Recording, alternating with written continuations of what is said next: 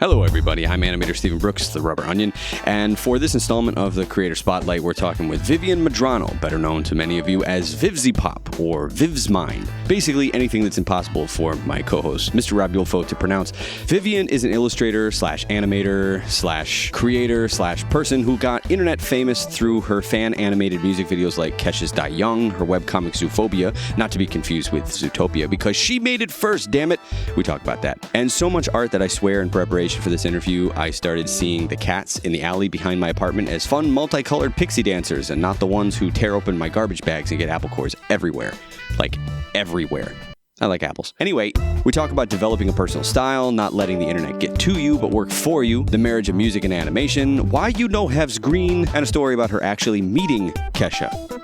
Yes, this is part of our Creator Spotlight series, talking with various artists, so far exclusively of the indie internet variety, about their work. This segment was featured on episode 158 of the Rubber Onion Animation Podcast. I would like to remind people to check out hashtag Rubber Onion Battle on Instagram for this month's animation battle topic, and to get them in by the end of the month, as always, to be eligible for the prize. My book, Tradigital Animate CC, 12 Principles of Animation in Adobe Animate, is publishing on October 25th, 2016. So soon! Check the link in the More Info section to order that. I will be forever happy. If you like content like this and want more of it, consider supporting me on Patreon at Rubber Onion. And please check out the More Info section for links to follow Vivienne's amazing work and support her also on Patreon. Okay, that's all the housework. I'm Stephen Brooks from Rubber Onion Animation, and here's a special Creator Spotlight interview with Vivienne VivziePop Medrano. Enjoy.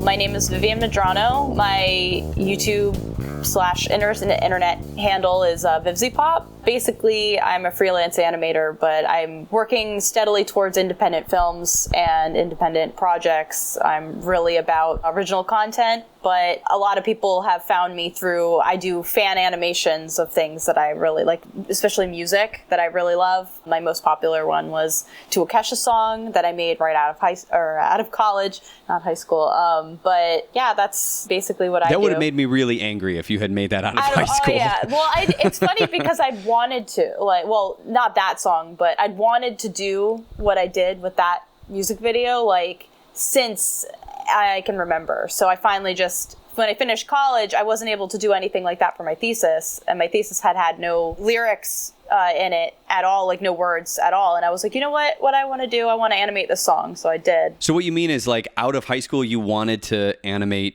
music videos? Yeah, I mean, even earlier than that. I listen to music, and music is what inspires me the most, either the voices or the lyrics or the beat or the energy, whatever it is. And I've always been it makes me picture something that, something specific. And a lot of artists, I don't think I've talked to an artist who hasn't had the same thing, but I kind of was I want to do that. That's what I want to do. It is a strange thing, because I wonder if they kind of occupy a similar thing in the brain, or if it's growing up with Looney Tunes or something. I don't know exactly what it is, but the only reason I haven't jumped on that kind of thing is, it's the copyright thing, which I guess would lead to a natural first question. How have you not had stuff taken down yet? Well, the way YouTube's system works, it's something that a lot of content creators grapple with, because a lot of people do stuff for fair use. The way it operates is it will flag things immediately. As soon as it detects a song that is in its system, it automatically demonetizes it, and it gives the money basically to the person who uploaded it. And it's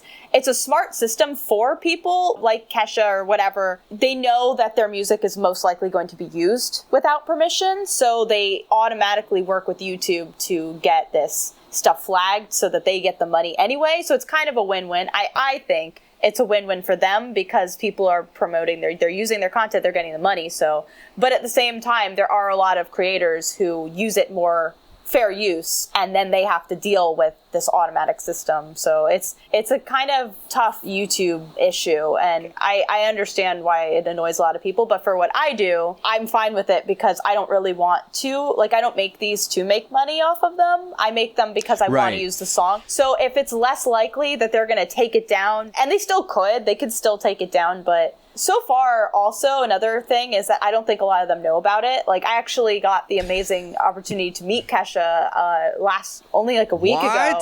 Yeah, wait, a week ago? This is fresh. This is breaking news, Rob. This is breaking news. But that, I mentioned it to her. I was like, oh yeah, I made this, I animated one of your songs. She was like, no way. And so she hadn't even known about it. And she's like, yes, that's why you're here. I want to talk about this. I'm suing you now.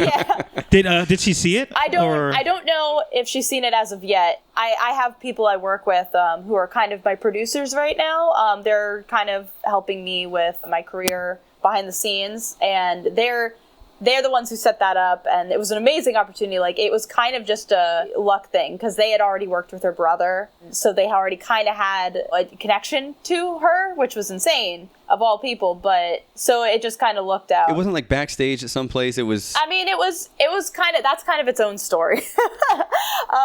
What happened was we originally had an actual meetup, like at a venue somewhere, and it was going to be like an actual kind of professional thing, but it was in Atlanta, and she was doing a concert there, and that's kind of how it worked out. Okay. So me and my friend got a ticket to the concert, and it was going to be the day before, but then she was running late from her previous tour date, which was in Indiana. So she was coming from Indiana to Georgia. So it was very far, and since she was running late, we weren't able to do it the day we were supposed to. So then they rescheduled it to about half an hour-ish before she was actually going to perform the next day. And I was super iffy because I was like, oh no, like, she's going to be really like focused on performing. It's not really going to be the same thing. That puts a lot of pressure on you. Yeah, exactly. So, it was really nerve-wracking, but I was still excited. But then, me and my friend, like, we were going to do it at the stage that she was going to go on. So me and my friend were at the concert, we were having fun. Another artist I really liked was performing, and it was during her set that it started to downpour rain. And so it started raining so hard, I was really like freaking out because I was like, oh my gosh, this whole thing was kind of for pictures and for talking and for making a good presentation, and now I'm soaking wet. Right. And you got the perfect storm outside, and not a great backdrop. Yeah, and it kept on and off raining. And then to top it all off, it started to thunder. So the entire venue, the entire concert, they made everybody evacuate because they were like, no, it's dangerous now. There's lightning, all this stuff. So we had to leave, and it was still pouring rain, and it was a nightmare. It was a nightmare. And at this point, you still haven't seen her. Yeah, and we hadn't seen her, and I was freaking out because I didn't know what to do. Like, they made us leave the area. So I was like, oh my gosh, we were supposed to meet her in like half an hour.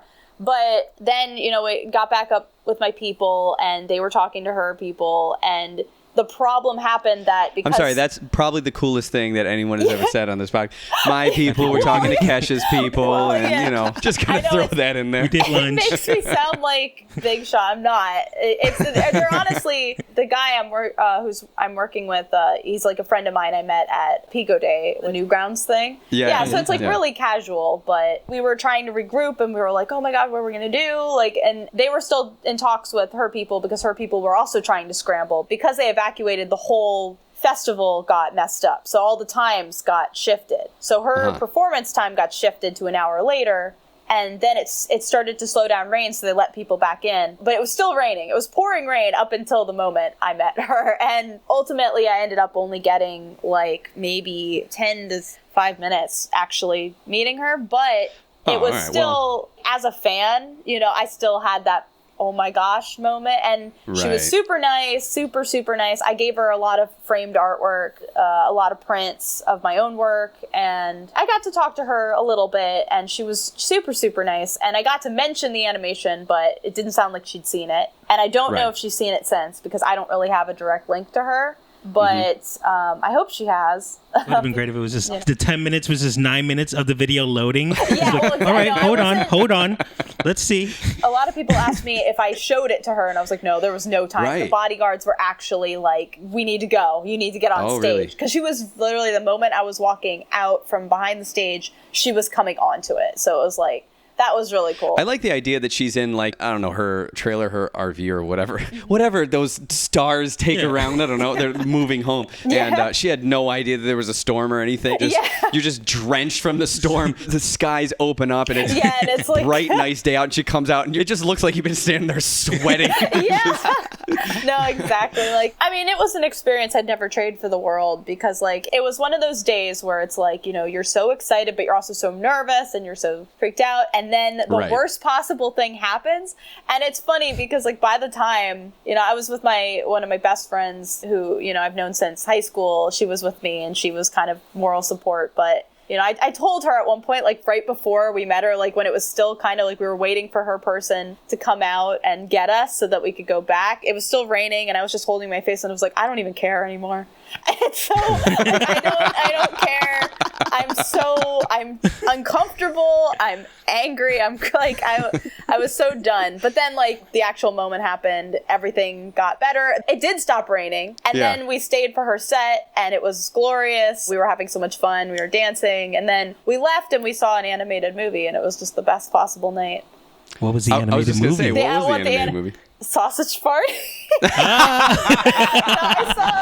I really love that movie. And it was just the best night. I met Kesha. And we ended the night with the Seth Rogen comedy about food having sex with each other. It was the best. It was the best night. Well, it was fun because I'd already liked that movie and I'd only seen it like one time. And my friend Carrie, she hadn't seen it and she hadn't wanted to see it. But then I was like, oh no, it's actually pretty good. And she was like, all right, you know what? I want to see it. So she was the one who said, like, let's go see it. And we went to see it and we ended up having a blast because we were just talking. There weren't very many people, so we were just talking through it. And we were just like, oh, that's fun. It was one of those. When you mean when you go in the theater and there's like nobody there? Yeah, and you get to like be as loud as you want with reacting. I love that. And so it was a really nice way to end the night. So it was like one of those days that went just from being the absolute worst case scenario to being the kind of the best.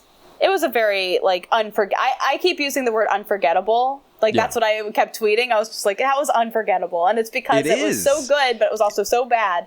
You need a story like that, you know, to encapsulate. I mean, if you had just met her and talked to her and everything went perfectly fine, then you'd have no story. Like, I met Kesha. Oh, what happened? I met her and she was very nice and that was it. Exactly. You know, but now...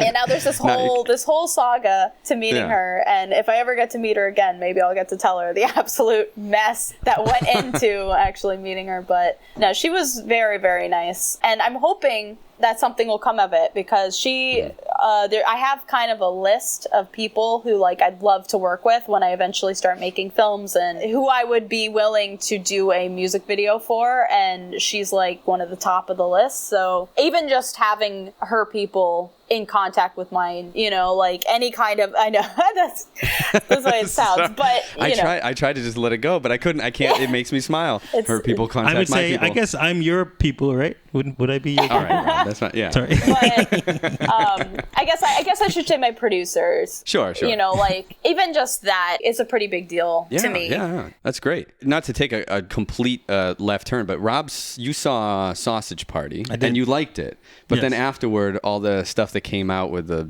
people not being credited and everything. Oh yeah. It kind of made you like weird because you saw it first. Yeah. But now I feel weird about going to see it. But I don't know. I don't know how that is. I actually, because again, I don't want to name names, but I have a friend at Sony, so I was talking to him about it. And he didn't work on Sausage Party, but he knew a lot of people who did. And I asked him because this was after the allegations came out. And I was a little bit of one of the skeptical people. A lot of it I believed because I was like, that sounds totally reasonable. But then a lot more came and they were all using that like anonymous blank. And that just kind of seemed like something easily bandwagony. I was like, there's so many, because I've experienced lies on the internet, obviously. A lot of people have, but it's not hard for somebody to see a target, especially something as controversial as Sausage Party was, be like, I don't like that thing. Here's my opportunity to completely destroy that thing, you know? And so I was a little bit... So there's like a kernel of truth, but percentages above what it actually is. Exactly. And so is claimed, And so I talked to him about it because I really wanted confirmation. I was like, are these things true? Like, do you have any idea if they're true? And he did confirm me that they were pretty true. But there was a lot of stuff behind the scenes, like, like, I got some feedback from, like, some of the animators who felt differently who left the project. I mean, in the end, it's definitely a thing that I think you just need to choose, because in one aspect, you are supporting something that could be game-changing for the industry, which is, like, adult animation. But at the same time, you don't want to support these kind of business practices that are done a lot in the industry. You know, stuff like Illumination has done it, DreamWorks has done it. Like, I don't think it's ever been done to this extent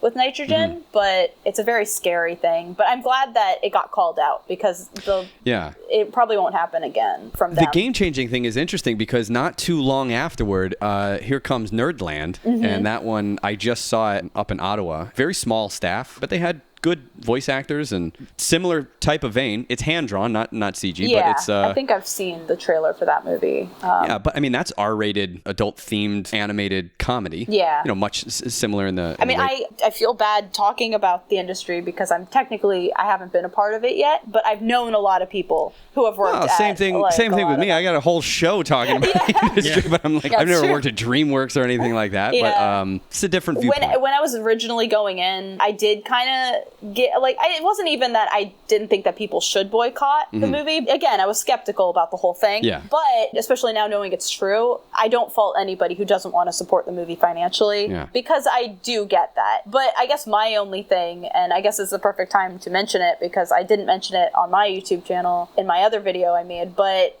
I've been seeing a lot of people who are like, oh, I'm boycotting this movie, but the movie's absolute trash. Like, it look, you know, it's the content of it is terrible and stuff. And I'm like, well, you're boycotting the movie because those animators got mistreated, but now you're shitting on their work, you know? Like, you know, what? Because their work was fine. I'm boycotting this movie for not giving credit to these shitty animators. Yeah, exactly. Like, that kind of rubbed me wrong, because I was like, no, I think people should be seeing this movie. Maybe not paying to see this movie, but I think people should see it, because the actual animation that these animators worked so hard to produce is absolutely phenomenal. So it's like, I got so rubbed wrong by the people who were like, oh no, boycott this movie because the animators were treated wrong. But also, the movie is terrible and controversial. One or two steps too far. Yeah. And I was like, you know, you had a reason, but now you're just showing your true colors. You wanted to hate the movie already. You don't care that the animators got mistreated. That's how you look like a good guy, while you're completely overriding the actual content of what they created. So I guess as an animator, I was just like, what? Like, don't throw them under the bus and then say you're advocating for them, you know? Do you know how much self-control and energy just went into us not breaking into True Colors by Cyndi Lauper? Exactly. We're a very sing-songy podcast. No, that's great. So actually, it's a fine transition from the bigger stuff. I mean, we talk a lot about indie-related content and original stuff. I mean, obviously, a lot of the news stories are related to bigger stuff, like what happens in the industry. But both of us, we're independent animators, and I'm a freelancer for 10 plus years now. I was going to save this for later, but someone asked specifically, I want to get this quote correct, because the way it was worded was funny and a little aggressive. Matadog on Twitter says, "Is YouTube your job now?" Yeah. Well, I guess in a way, because, like, right now, I'm kind of living off any of the money that I can acquire from all the different places. So Patreon and the like? Patreon is probably where most of the money comes from. And for Patreon, I have to create as much as I physically can. I need to change my tiers because I feel like I need to make it a lot more structured in terms of, like, what I can actually get people. I feel the same way. Yeah, that's hard. Yeah, and it started to grow too much. And one of my tiers was Google Hangouts. And, like, as fun as much as I love to talk to people, sometimes you just get so burnt out from the work that you're doing. You have to organize the whole thing. I kind of have to be the host, and I have to make sure everybody gets a chance to talk, and I have to make sure that I'm entertaining everybody. It gets a lot, especially when I'm under a lot of pressure for other things. So I feel like I've been falling behind with that. I know exactly what you're talking about. Yeah, so, and I'm trying to get basically any content I create goes immediately there. And I'm not posting very many other public places because I'm trying to make Patreon super worth it for the people who want to support everything I do. And there's a lot of projects I have that are stewing, and I can't really show anything for them yet because they're so under wraps. Like, there's a huge film I'm developing. It's been developing for a year now, and it's finally starting to get rolling, but it has huge names, and it's going to be a huge undertaking, and I'm trying to get a bigger budget to make it a really big project. So there's that, and then there's also individual projects that I have. I have 2 other original concepts that I'm developing, either for a webcomic or as a YouTube series and of animations. And then between all that, I'm trying to do animations for fun, and I have 2 more of the music video for fun, fan animated things. One of them I actually got permission from the artist to do. And that one I really want to get out because it's another artist I really love. And she said I could do it. So it's like, I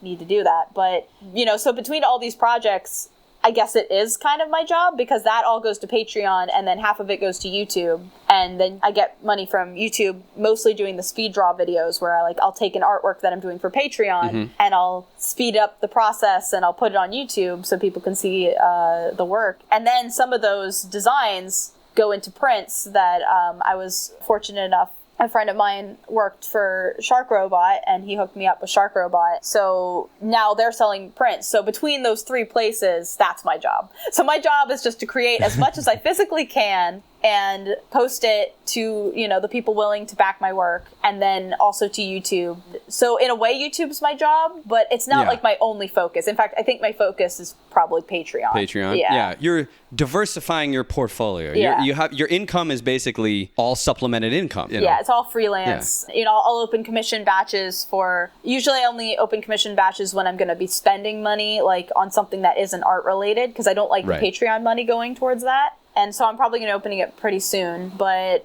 basically the internet is my job.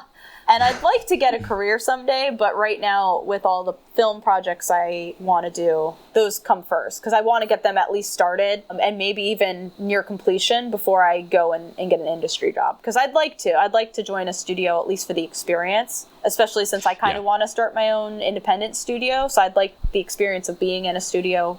And learn the ropes kind of thing instead of open up your own studio. I mean, you're going to learn the ropes, on the way anyway. But if you work someplace and you get to see something, you might be able to avoid some of those pitfalls in the beginning. Exactly. Well, and also, my friend at Sony, he used to work at DreamWorks, and it's just like, talking to him, and you learn so much at a studio, especially a feature film studio, because you're working with so many masters, he had, I think James Baxter was at DreamWorks, and it's like, that's unreal, The cyborg animator himself. Yeah, it's like just working alongside these amazing people. It's like they can teach you things, and you can learn things from your peers, and it's kind of like in college, you learn a lot there. You can learn it on your own, but being in that atmosphere, you learn a lot more and you learn a lot faster. That's kind of why I want to join. So the goal in beginning in school was just you wanted to go to school and go work in an industry, and then it just kind of took a turn once with, I guess, working for internet. I'm assuming you got popularity in college and then you kind of popped out and went, I'll do this for a little bit. Yeah,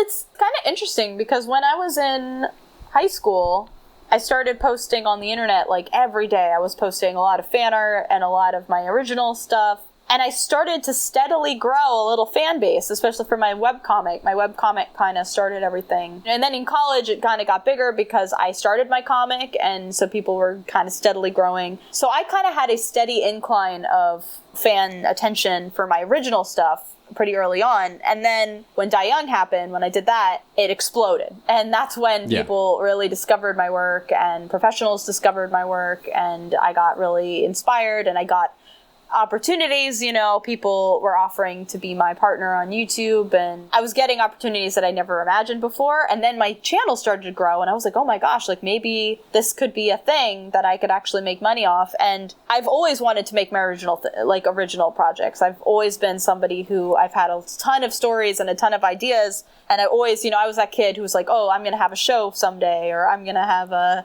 movie always someday. Yeah, it's always the dream. But especially now with the internet, it's so possible. If you really just sit down and make it, you can do it. And and I'm a big advocate for that. So I just kind of realized hey, I can do this stuff and it can be successful, and I don't have to join a studio, at least not yet. Because I still want to, I want to at some point in my life, but I'm not in a financial place where I need to get a job. I can support myself through what I want to do, basically. I mean, I take on some freelance jobs here and there. In fact, I'm currently working on a DreamWorks TV project, freelance, and that's cool. Can you say which one, or are you under NDA? I don't know if I can say the title. Just to be safe, I won't. But okay. It'll. Can you say what platform it's going to be on? I don't know for sure. Probably YouTube. They have a YouTube channel that I found. So something channel, Awesomeness TV, or whatever. I think it's just called DW TV, DreamWorks TV, but it could be on more platforms. But that's the only one that I've seen that they have, and I figure it'll go there. But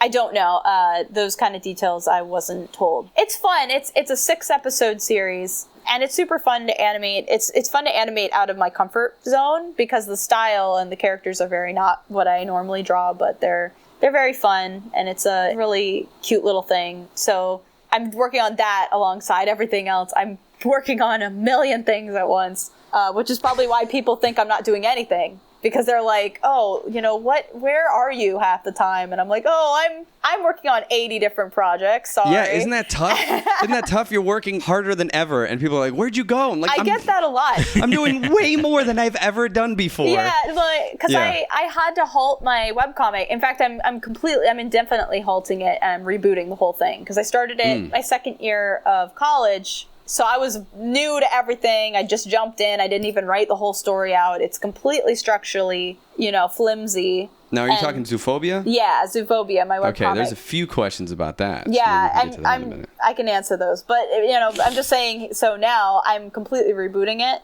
And I'm already feeling better about it because, one, the artwork will be infinitely better because I've at a level much higher now. The story will be better because I'm going to actually take the time to write the whole thing out and structure it properly, which I didn't do. It was kind of improvised in a way before. So, the whole thing is going to be better. The artwork's going to be better. It's going to be more my actual vision for the story because I can now capture it better. And I've had all this time to kind of pre-design everything and figure everything out. But because of all the other projects I have going on, I can't get to the reboot anytime soon. And I can't get to anything else relating to it anytime soon past concept art. And that's been annoying a lot of people because there's a huge faction of my fan base that are dedicated to the comic, and they're not happy about the updates stopping. And, Well, it's always, if they found you through that, then of course everything else that you do, they're like, when's the next comic coming out? When's the next Zoophobia? Like that. Exactly. And then if they found you through Kesha, do this other Kesha song. Yeah, do this other exact thing that you did before. Yeah, exactly. Yeah.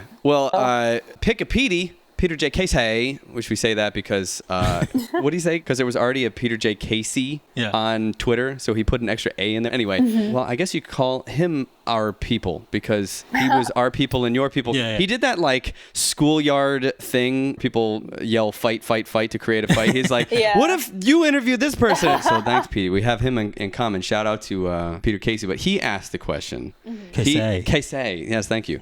And what are your feelings on Zoophobia now that Zootopia came out? Oh, the $1 million question everybody asks me. Yes, well, it could be. I can definitely say, before seeing Zootopia, I was terrified. It was announced it was probably in the works much earlier than that, maybe, but it was announced maybe 2 or 3 years prior to the movie actually being released. Right. And I had a night where I genuinely cried, where I was terrified because all that was released was the title and the kind of plot. Not the plot, but the Byron. I remember there was an image. It was just one image of Nick the Fox standing among a bunch of bunnies. And and a little blurb, and it was basically we've done animal movies a million times, but this is the one where we are going to tell an animal movie that is from the perspective and created and crafted by animals. With that little blurb and the title, that was immediately my comic. Yeah. And fun fact, and this is another reason it hit close to home, and I want people to know this, my story, the world inside my story, was at one point called Zootopia. It was Zootopia for a good portion of my life. But then the reason I changed it was because I felt like Zootopia was, one, cliche, and two, it just sounded like I thought about the characters more in depth. And I was like, in this society, they're escaping humanity. So why would they use this term, zoo, in it? Even though it's a scientific term, but the creatures in it, they would associate zoo with the prisons that humans keep animals in. So they wouldn't want to have their society called that. So those are the two reasons I changed it. But the fact that that was even a thing at any point kind of scared me. And actually, canonically, the characters in my story still call the world Zoo. I thought about making a joke. I mean, I don't know if I still will because I'm rebooting it, but I thought about making one of the... I might, just to make it a cute little joke, but I thought about making one of the characters say, it's a Zootopia. But... It's a zoo utopia. A Zootopia, if you will. Exactly. But another aspect of my story is, because my story isn't if humans didn't exist, because humans do exist in my world, but it's as if animals created a world outside of the humanity. They learned from humanity and they wanted to, and it's very fantastic. It's a fantasy story. It's kind of modernized, but the world itself also operates in very fantastical rules. There's magic, there's other aspects, there's demons, it's everything. So, it does have a lot of very huge differences from Zootopia, but the world itself was very meant to be crafted by animals. It was, it was going to be very natural, and I ended up making it look kind of more fantasy, but it realistically would have a world very like the Zootopia world. And so when I heard that Disney of all studios was making this, I knew that they would have the top, best animators, the best visual artists making this world come to life that I had in my head, and that I was, for this story that I was developing my whole life. And it was scary. It was scary. The way I tried to explain it to people who were like, God, it's not that similar. Come on. Like, why are you getting upset? And I got that a lot. I got that constantly. Whenever I'd tell people that I was a little bit iffy about the movie, people would be like, yeah, but it's not even that similar. It's so different. Like, the only thing that's similar is the title. And I'm like, no, it's more than that. Please, just respect how I feel, because it wasn't just the title. The title sucks because it's so similar in sound. Like, it's not similar in meaning, but it's similar in sound that people are automatically going to think I ripped it off. And that kind of sucks. But that's the thing. Yes, exactly. Because it doesn't matter really which one came first. The bigger one has the push. Exactly. And it was so big. It got made so much money. And it's a good movie. I guess let's, kind of segueing back in. When I saw the movie, I felt better because it was a fantastic movie. I adore it. It inspired me to make mine better, but it didn't inspire me to make mine like it, if that makes sense. Right. No, absolutely. Because I had my idea first. I mean, I've had my idea for a long time.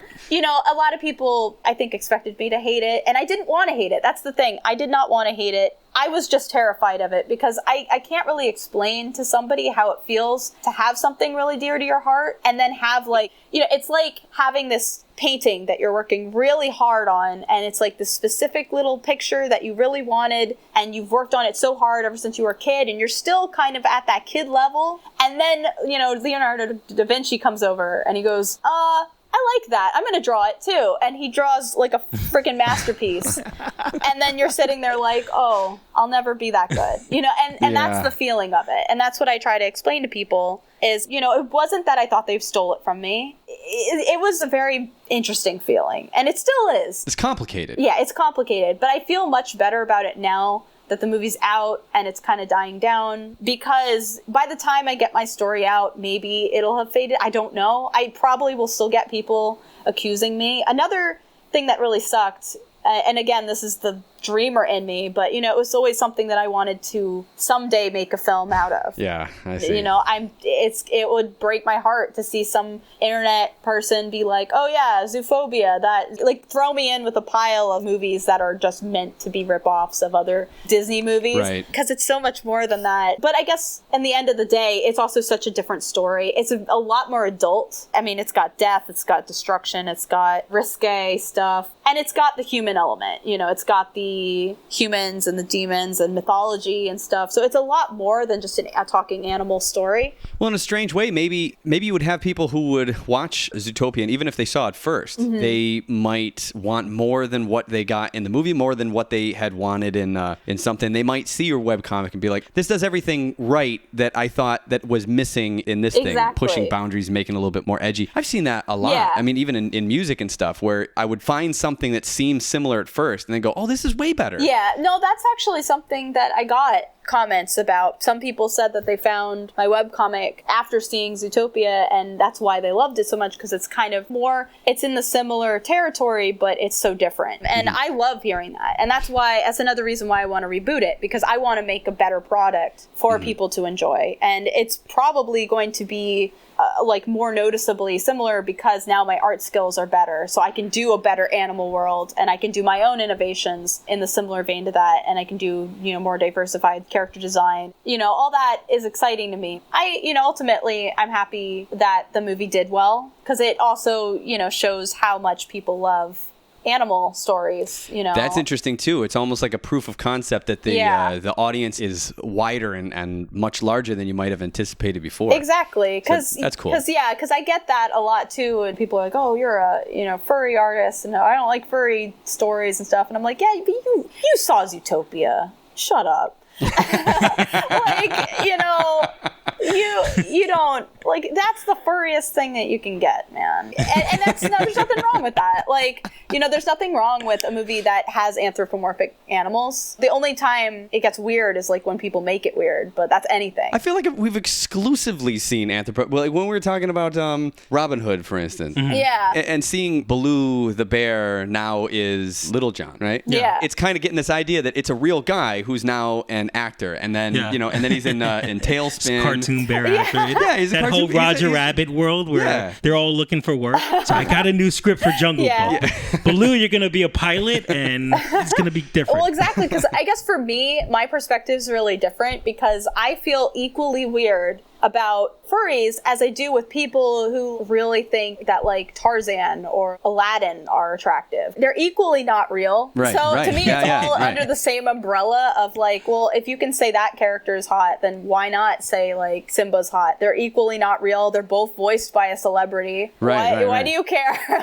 I guess that's why, because I got some criticism way back when I was younger, because I made when I was really young, in middle school this started, I made a joke list of the hottest character, animated characters, because there was a meme. Uh-huh. And I put animal characters on the list along with human characters, and people were like, why'd you put Simba on here? He's a lion. And I was like, well, he's not real, and neither is these other characters I put on. None of them are real. Did nobody see the extreme bedroom eyes that Nala gave Simba in that scene? There was that scene. Do you remember feel that? The love tonight. And they're wrestling, and she kind of looks up and tilts her head like that. I do remember being young going, oh, oh my. Well, exactly. It's all fiction, and fiction's the place to put anything, and I don't see liking aesthetically something in fiction as any more weird than any other type of fiction. It's all kind of equal ground, which is why, and I love animals, and I love when animals are given personalities that we can grasp onto, or designs that we can find really appealing and see them express and stuff. So that's why I loved something like Zootopia, because it was the acting in that movie was phenomenal. The character design was phenomenal. I really wanted to get to your style, and here, watch this. Watch this jump. You're talking about Aladdin.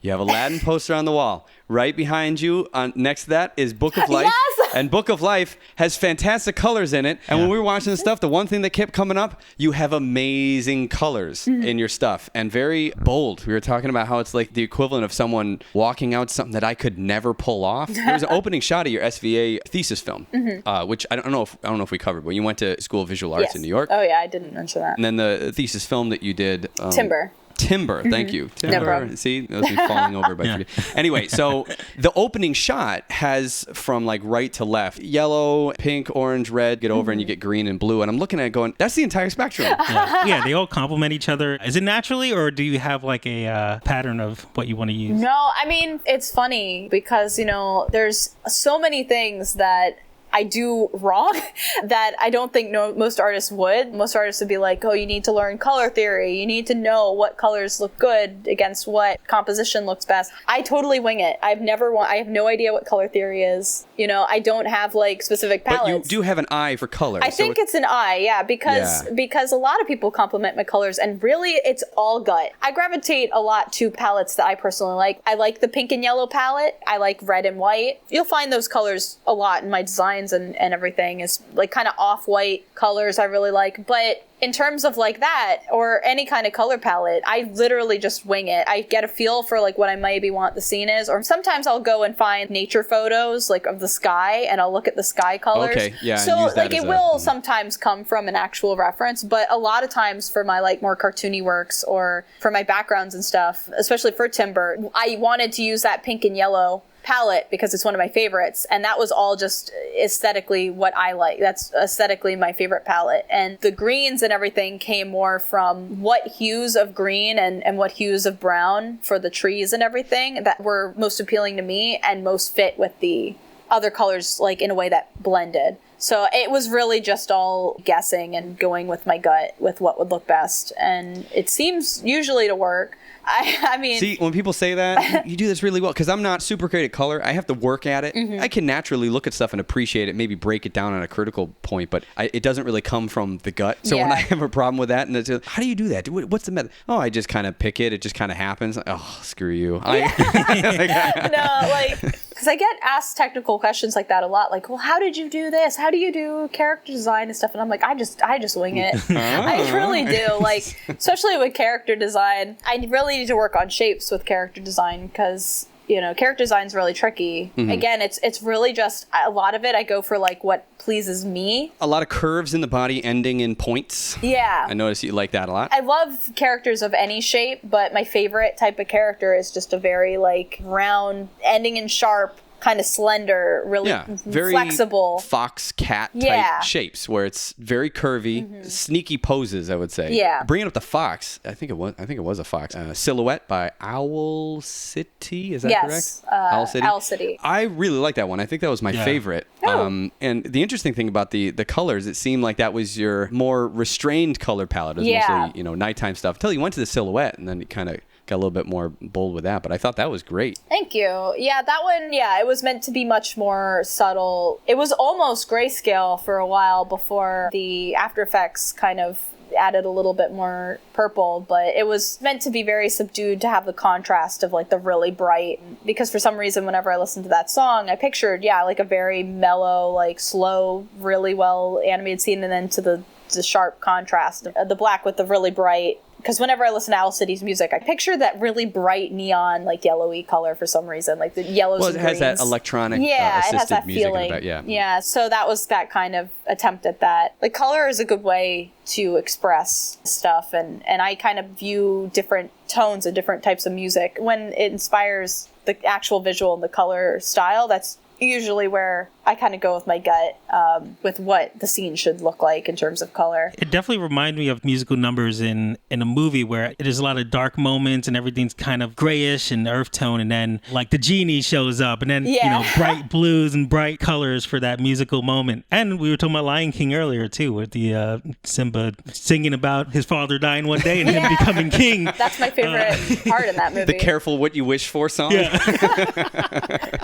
No, exactly. Like I love stuff like that. Going way back to like what I want to do and everything, like music is my ultimate inspiration, and like musicals are. So like to me, animation and music go hand in hand perfectly. That's why I think Disney did so well when they started to do animated musicals, is just because that exaggeration goes so well with like the exaggeration of people breaking into song and dance. It's like the perfect match. And that's why like everything I make is musically oriented. Do you ever hate sometimes hearing a song and like, no, now I feel like I have to animate this because it's so good. Constantly. That's too good. I got to do a video now. I hate it because some of my artists will be like, oh, coming out with a new album. And I'm like, damn it, that's another album I'm going to want to animate every single song on. I'm already fighting this other one. That's how I am with the artist that gave me permission. She's a country artist, Casey Musgraves. She's coming out with a Christmas album. And I'm like, I'm going to want to animate every Christmas song on that album. And it sucks because I can't.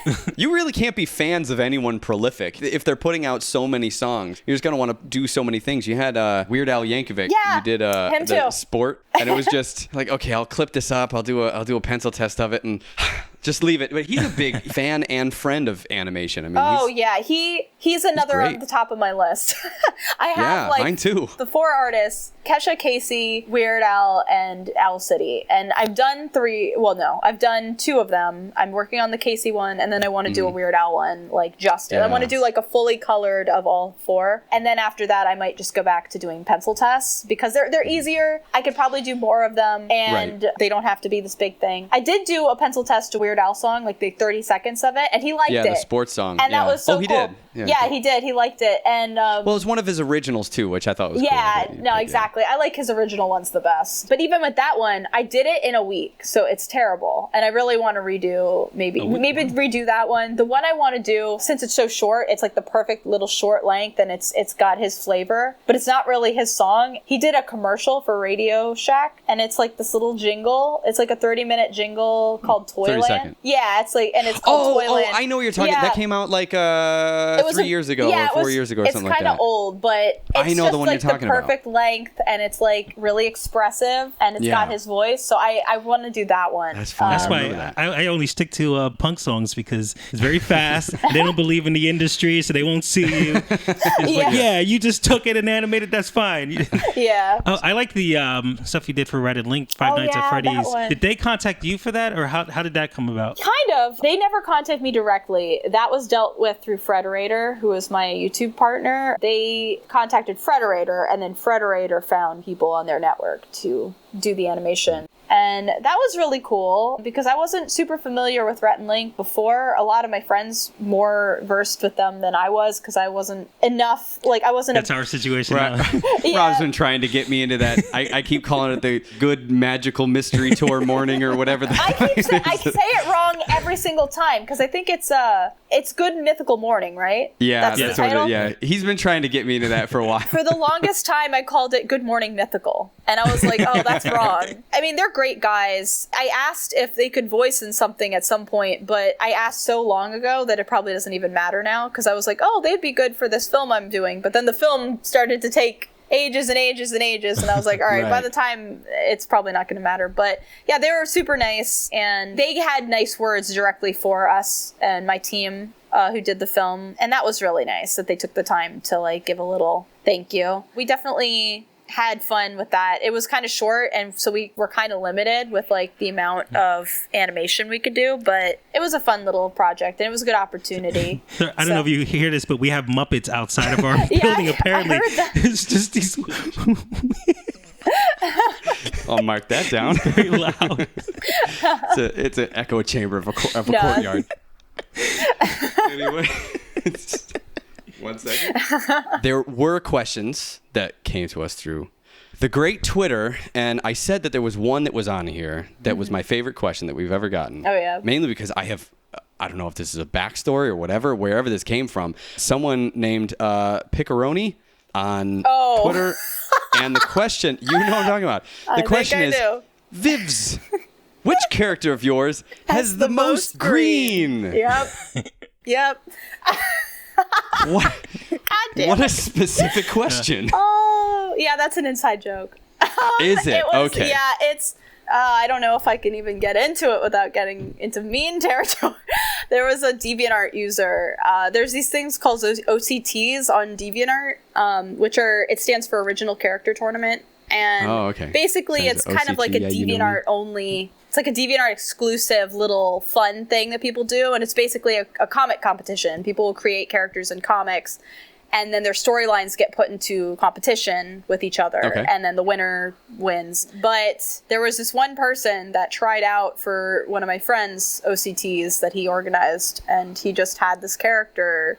And for some reason in his comic, he just wrote, it was the weirdest comic ever. I don't even know if I could explain it because I wasn't as into it as everybody else, but there was just one line that he just kept saying, and it was just, "Do you have green?" And it became a huge inside joke with the whole community because we would just go up each other just like, "Do you have green?" And so that's where it came from. But I don't have a lot of green. I don't have very much green. Okay, that makes sense now because I got that question. I was like, oh my God. That is a very specific question. So we got a lot of questions that are relatively similar. Signor Waberto, Electric Sfoji. Well, I'm not going to read all these.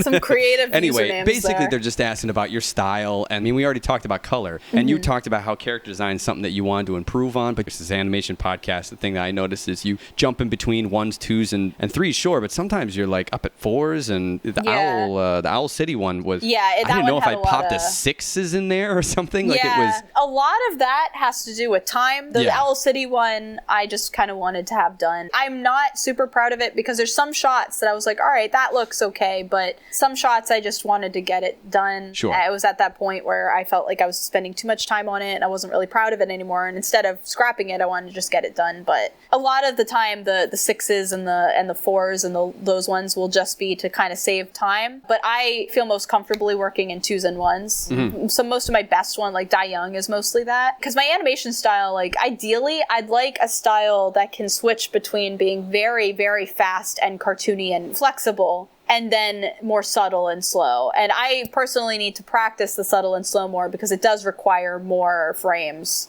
to really smooth things out. And it requires less frames that are fun, you know, like, because they're so close together that they're so monotonous. It becomes very tedious. Exactly.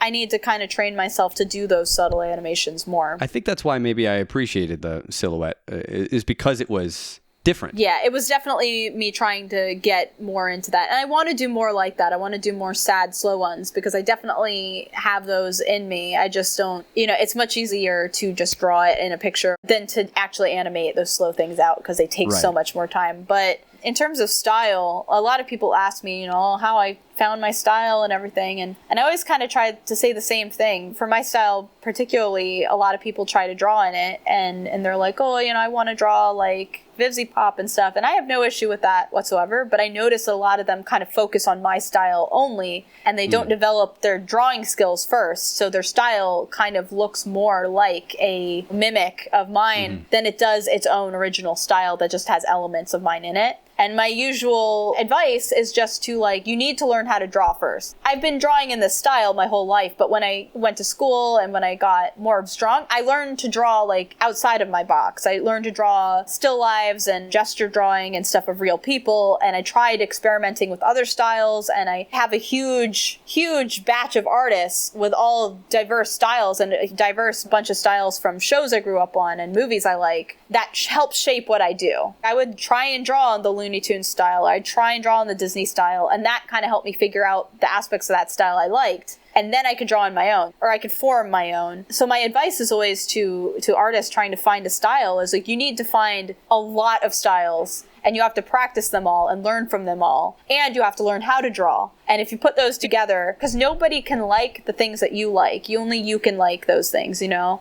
So your style will become what you like, if that makes sense. Yeah, like, I always say hodgepodge, but I'm going to use something different. It is a casserole. Yes, exactly. It's a burrito. Mine's down home cooking. Yours is very microwavable.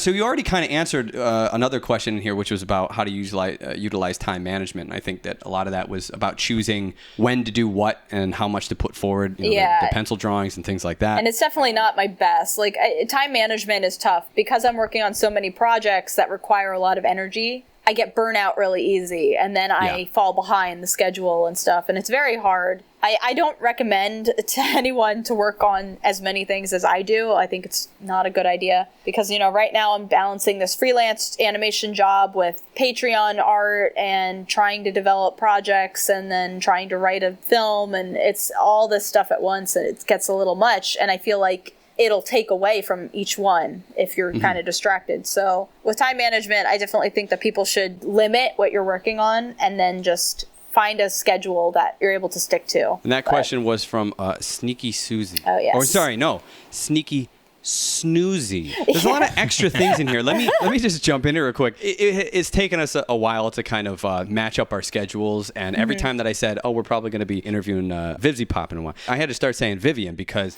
Rob cannot say VivziePop.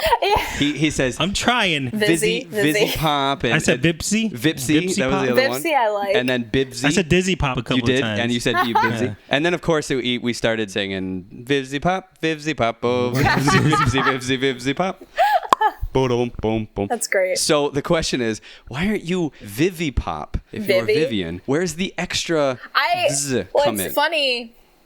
Oh, man. I guess first off the bat, I don't like Vivi. It's either Viv I would imagine. or now I'm okay with Vivzie because that's the username, but I've always just liked Viv. Please tell me you have a niece or a nephew so you could be on Viv from Fresh Prince of Bel-Air. I don't yet. But the Z, when I was in high school, when I made my username on the internet, I was really edgy. I was an edgy little Invader Zim hoodie wearing crap. person. And I really was edgy, so I wanted, my grandfather was helping me make like a really crappy HTML website, like way back in the day, those crappy, terrible looking websites. And I was trying to think of a domain name, so we were like brainstorming, and I thought like, I don't remember the original one, but ultimately it became VivzMind, VIVZ Mind. Oh, your and that was thing. Because I was gonna make it like VivzMind, VIVS, but then I had to add that Z because I was an edgy little teenager. So I was like, Vivz. Back in the day when everything spelled with a Z, boys to men. So it became VivzMind. It's because it was my mind, because I'm deep. And it was terrible, and I'm embarrassed of that username now, but that's where it came from. And then somebody in college called me Vivzie as a joke, and I really liked that. Like, I liked how it sounded. And then the pop just, I don't know, it sounded like a username to me. Like, it sounded like a username that the mental image that came to mind was the sort of colors I use, like the really bright pop kind of reminds me of like soda pop, you know. It's effervescent and dynamic. Yeah, so it just kind of became a better username. I think it fits my personality better now, and it's easy for people to remember. You know, it just became better. It's easy for most people to say, I'm sure. Yeah. I wouldn't have ever thought that anyone couldn't say it before I met him. But you can't say anything. Rob, say pizza. Pizza. Pizza. Like, I don't mind when people say VivziePop, because that kind of sounds like a soda, and that's what I live off of. So it's like, all right, I could be that. Soda of choice is? Dr. Pepper, hands down. Oh, look at that. See, we're getting most important questions here. I did have one last question from Twitter, which is from, good friend of the podcast, New Menus. I don't know how you actually pronounce his name, but it's Chris Rodriguez. What's been the biggest roadblock to your success, and how did you overcome it? That's a good one. Something that I've had trouble with my whole life, and this is honestly is just an internet thing, I think. You know, when you spend so much time on the internet and not enough time like out in the real world, the internet starts to become your real world. And the negative stuff on the internet really gets to you. And I guess for me, I don't know if I get it from my father or if I'm just that kind of person, but I don't even think I'm easy to bug. I actually like when people are kind of trolly, because I can be kind of trolly, so I'm like, yeah, that's fun. But I've gotten a lot of weird, creepy stalker people who hate my work, but they also love my work. It's like a weird golem complex with these people. Yeah, I know exactly what you're talking about. They love my work so much that they hate me. And it's weird because they try really weird tactics and crap to get to me. And they started when I was really young, and they've just followed me. And so sometimes these people come back out of the blue and they bother me. I get really angry or I get really dramatic. And I think those are my biggest roadblocks, like just me being too human on the internet. I think for a while I was too involved with the internet, with my fandom and with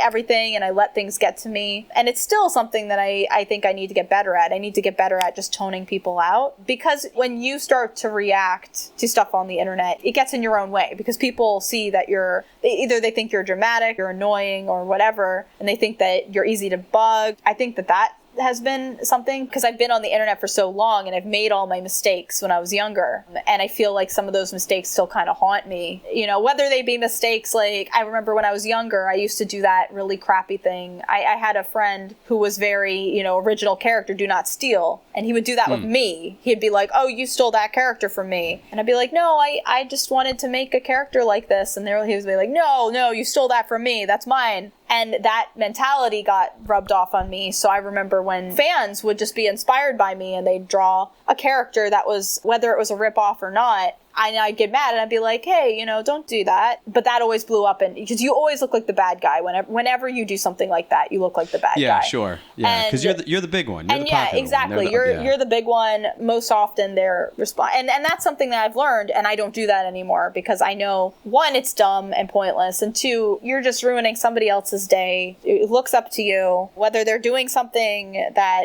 you don't like or not. It's just pointless. It's not going to affect you or your work, so it's just pointless to get mad. But those kinds of mistakes haunt me, and sometimes I think about them too much and I get really down on myself. And I think my biggest roadblocks are definitely myself. The pressures I put on myself, the funks I get into myself, the bad days that I overthink things, I worry I'm never going to get anything done, I'm never going to get my projects out. And that feeling always makes you not want to work, and then that, reinforces it. So that's definitely the biggest roadblock, I think, are just internet drama and dealing with too much personal emotion, which a lot of artists deal with. So it's a roadblock I think a lot of people have to overcome. But I overcome it by just, no matter how crappy I feel, no matter how many bad days I have, no matter how many internet mistakes I make, I try to just keep going, and I try and keep being as good a person as I can to my friends and working with people and trying to have people know the real me, trying to convince myself that people who do know me, more often than not, I mean, again, I don't know if I annoy people or if they turn their backs and they're just like, oh my God, I hate her. But most of the time, it seems like most of the people who I'm friendly with enjoy talking to me and stuff. So it's like, or I hope they do. Again, I don't know. But, I try and convince myself of that, of people who actually see and meet me on a real level can tolerate me. So these people on the internet who have never met me and will never meet me, what they say about me and what they judge about me, it's all assumption. And, I shouldn't be giving their opinion this much credibility because they don't know me. Mm-hmm. And they obviously have their own issues that they are battling and their own insecurities and everything. And I'm trying really hard to give everybody respect and give everybody the benefit of the doubt. Like, they had a bad day, they have a bad life, and everybody has different opinions. Nobody's ever going to agree. Not everybody's going to like my work. Even some of my friends probably don't like my work, because it's not their thing, and that's fine. So that's a hard thing. It's almost, you can guarantee that the people that are closest to you are not always going to be the ones that like the stuff that you do. Definitely. Exactly. People really like the stuff. That's a hard thing too, to kind of get through, where people that are really close to you go, I can see how people might like this, like that's the best compliment they can give you. Exactly. It's, and it's hard, but I definitely think that's the biggest roadblock for me is just the insecurity, the bad days, the worries about my own work and if it's not good enough or if people aren't going to like it. But in the end, the person who needs to enjoy your work is you, because if you don't enjoy it, then what's the point in doing it? No, you're never going to please everybody. There's always going to be somebody who does like it. And that's what you should hang on to. And you shouldn't be doing it for those people. Even now when I'm rebooting my comic, one of the reasons I'm rebooting the comic is because too many people said that it was crap. But again, a lot of people said it was bad, and then I started to see all the flaws, and now I can't move past them. So ultimately, it's my choice. It influenced me too much. But when I reboot it, I don't think I think I'm just going to tone as much out as I can. I'm going to get the criticism and the feedback from people who I trust to be actually constructive. And a lot of them are already being so. Like, a lot of people who would criticize me with the comic, they were like, oh, you don't listen to negative criticism. I'm like, no, I do. But to me, too many pink characters is not constructive criticism, which for the record is a criticism I've gotten. I've gotten that Not enough green. Yeah, but like, I have definitely gotten actual constructive criticism about my comic. Like, the writing can be weak, the story can be kind of plot hole mess, the art consistency, the dialogue. Like, those are valid criticisms, and those are things I'm taking to heart and I'm going to improve. But then it's latched in with all the people who are like in this little cesspool of like, I would do this better, I would do that, and it's like, then that's your story, that's not my story. I got some people who are like, Viv should tell the story more like how Steven Universe tells their story, and I was like, why are you gonna throw in that? I'm not inspired by that show, I don't particularly like that show, why do you think that I should do it like that? I'm inspired by stuff like Futurama or BoJack Horseman, which you probably haven't seen. Don't say that, I should do like this. Yeah, but like, I love both those references. You know what I mean? They're like, no, I like Steven Universe. You should tell your story like Steven Universe tells their story. And it's like, well, no, because that's not my thing. I'm not going to tell my story in a way that isn't how I want to tell my story. I'm going to tell my story in a way like these other stories that I think are good. It's all personal opinion. It's all perspective. And that's another lesson, I think, to artists. Like, never let somebody else tell you how to tell your story or tell you what to do for whatever reason. I think it's just the climate now. People getting really entitled. They know what they want, and they know what they want your thing to be. And if it's not that, they're going to pick it apart until it is that, or until you feel bad. And it's like, no, it's nobody's story but yours, ultimately, when you're creating something, or you're making a film, or you're making animation. You're never going to appeal to all those people who think that animation should be this or that. It has to be your voice. And I think the best animations are the people who do that. And they're like, screw it, I'm going to make this project exactly what I want it to be. The people who will like it are the people who like the same things as me. Or are open to a different perspective or something like that. So. Well, my goodness. Round away, beta. Look at that. I ramble a lot. No, that was great. That was great. Like I said, I think when we started this, I was like, yeah, half an hour, 45 minutes, I'll cut it down or whatever. But I mean, this was great. Really, it was nice talking with you. And why don't you tell these nice people how they can follow you on the internet? We've already gone over Vivzie and all the Vivz versions, if you want to. Sure. My YouTube and my Twitter and my Tumblr are all VivziePop, which is VivziePop. That's I forgot how you spell your own fake name. And then my DeviantArt is still VivzMind because somebody stole VivziePop, so I can't change it. Same with Instagram. So anywhere else, I am VivzMind. But that's how you find me. Okay, there we go. And Patreon. Oh yeah, Doug.